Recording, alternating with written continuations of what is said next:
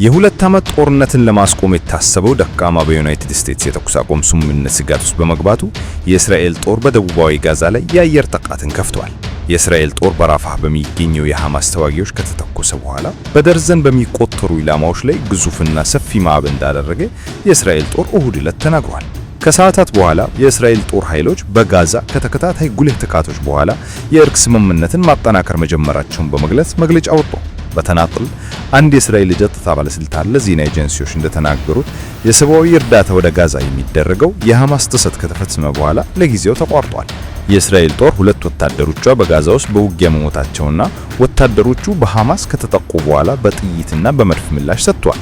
ሆኖም የሐማስ የታጠቀ ክንፍ የተኩስ አቁም ስምምነቱን እያከበረ ነው ብሏል።